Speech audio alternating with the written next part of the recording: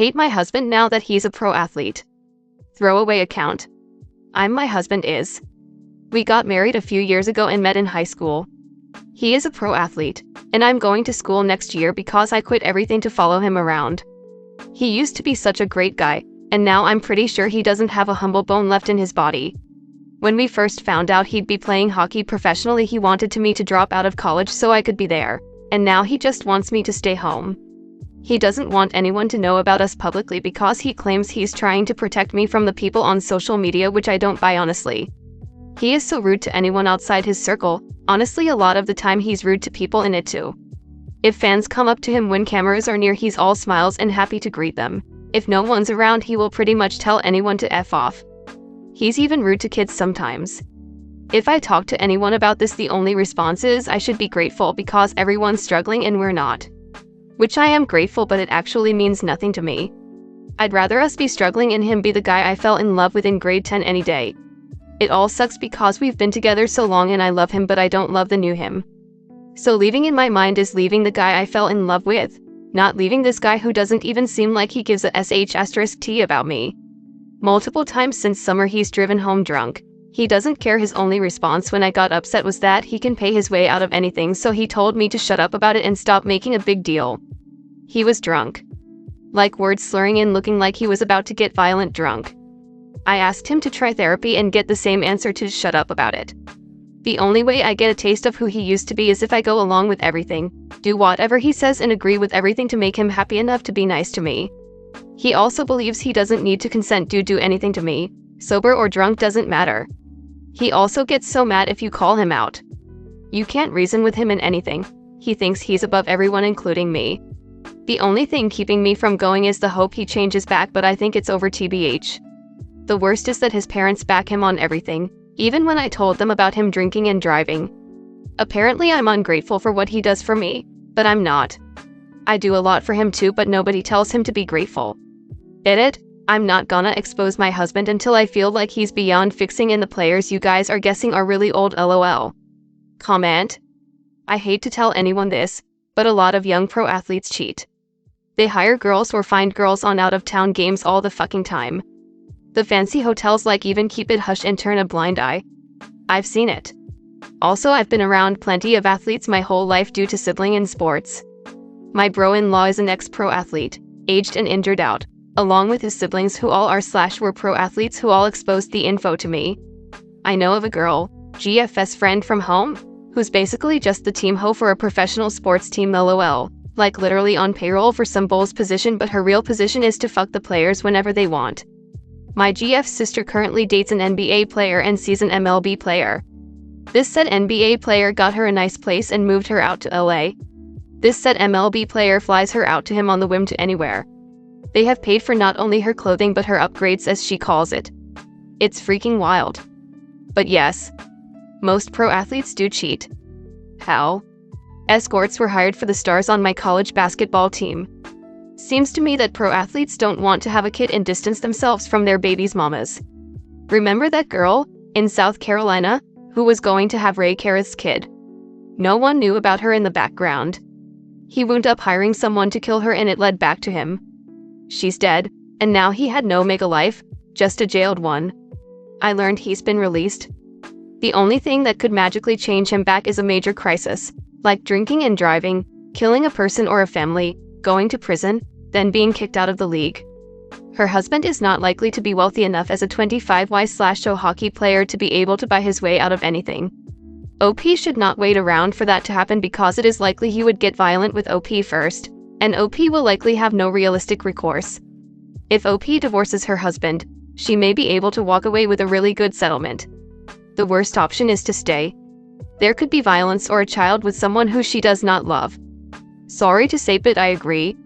He will only get worse, and the more famous he becomes, the more game will go up to his head. I would not risk being with this dude and risk being in an actually violent physical altercation. My dad was an athlete. He did martial arts professionally. He beat my mom, and she has some cognitive problems and trauma also, to this day. This happened to my mom. It's not worthy to stay. At least take a distance and time from these abusive guys. Just don't stay to find out, because if H is in top shape, the only thing that can save you is a knife or hun. Sounds like he is on course for Jerome Maginla, Marco Yantunen scenario. One day there will be a case where he cannot pay his way out and then he will bring you both down. Until he seeks help on his own, nobody can save him. I'd probably look to be financially independent even if I could not leave the relationship. He will crash and burn for sure. Let him danger himself. It won't be your fault, then his personality will be out there. Go talk to other wives and make yourself known. Don't be his prisoner. I'm afraid for you. Go back to college but don't tell who you're married to. Get your ducks in a row to leave. Get your own bank account and make it password or fingerprint safe. Please be safe. Let a close friend or family member you trust know what you are going through. Evidence. Just in case. Story 2. I regret telling my family how much I make. For the past couple of years, me and my partner have been really lucky with money, landed good jobs, can be considered wealthy. When we started to earn really good money, I have confided in my mother to share our enthusiasm. Boy, do I regret it. It seems our whole dynamic just changed. We make 10x what average family in my country makes. That's a lot. I know we are lucky and we are sharing what we have with our close ones. We always pay for group outings. We make expensive gifts. We pay for their vacation, luxury ones. We pay for grandma's care and doc bills. I send my parents small allowance each month. We paid for their repairs, vet bills, any additional spendings they mentioned. It's all fine. But lately I feel the resentment is building in me. They borrow money and they never even offer to pay it off. And it's not only them, but it's billed to my siblings and friends. They started to ask for future payouts.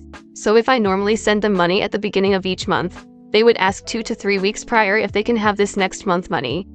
And if I send it and don't send it again next month, they get fussy, even if they don't say anything outright.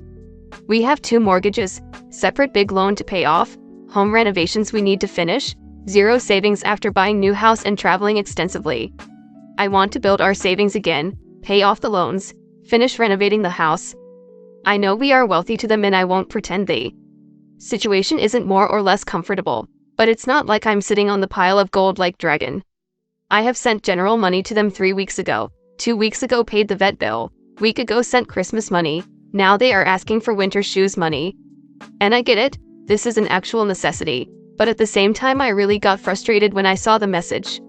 It seems the more I give the more they take. The gratitude is long gone, now I only get money requests and passive-aggressive behavior when I don't send money when asked. I also made mistake of taking them to luxury restaurants and trips. Now they all think this is how we live our day-to-day lives.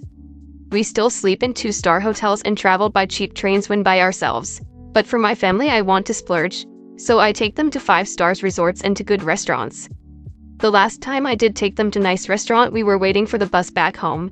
It was cold, and I said let's just take taxis, it's on me, to which my brother responded, right, bus is not good enough for you. I could figure. I laughed it off then, but it did open my eyes to how they actually perceive me. All they see is me splurging, because I'm splurging for them. And then the resentment builds in them when I stubbornly don't pay for this week's groceries or shoes. I deny them necessities when splurging for myself. Have I gone crazy? Should I just suck it up since I do have more money than them? I don't see a way to bring this up with them without upsetting them, as potential of losing face is really important in our family and I know for them this would like shaming them for asking. Comment. You need to learn the word no. I had to learn it and I don't even make much, but I know how to manage my money. But you will be considered the B word. Once I started saying no, I was the B word to the family even though they tried using me. I agree, you have to learn to say no, OP. They aren't appreciative of what you provide, they feel entitled to your money. You need to start saying no to things. Definitely pay to take care of grandma and make sure they have food, but start saying not things. There are bad economic times worldwide. Use that if you need to start cutting back. I hadn't told anyone in my family how much I make per year and I don't plan on it. I will be generous if possible, but I'm not buying my 21-year-old nephew a PS5. He can work and save for it like my sons did. I'm not handing out spending money and paying for their bills because I got bills, too, and I need to handle my bills and put some in savings. My dad was exactly in your situation. He had a job abroad that paid more than 10 times the salary of a person living here. He used to pay for everything, his family's expenses, relatives' college fees, sister's wedding, everything. He was the favorite relative and son. However, he had a work-related injury that resulted in him with a fractured leg and being unable to continue with his job. We had no savings, nothing. My brother and I took loans to complete our education. None of our relatives lent a supporting hand even though they were financially well off thanks to my dad's support. My dad became a bitter person who regretted spending all his money to support an ungrateful family who didn't even care to call him on his birthdays anymore. Don't be my dad. You don't have more money than them, they have your money. Work out a budget. How much are your loans? How do you need in savings for an emergency? Money that you need week to week to live. What's left over? Only share half of that and invest the rest in your future. Because sure as shit they won't help you if you are in need. I get the cultural aspects paying for your parents, grandma, but you and your partners, future kids, needs to come first. Cut everyone else off, they work, they can buy their own stuff. If you don't look after yourself, thou can't look after anyone else. So less for them now so they can have more later, and be more selective on who you give money to. You may have do some creative storytelling as to why you can't give money at the start, but don't give in to their bullying or gaslighting or you will have nothing left. Start saying no. Doesn't matter what you make, you are not responsible for your family. Take care of your parents if you want, but everyone else needs to care for themselves. Stop the luxury vacations.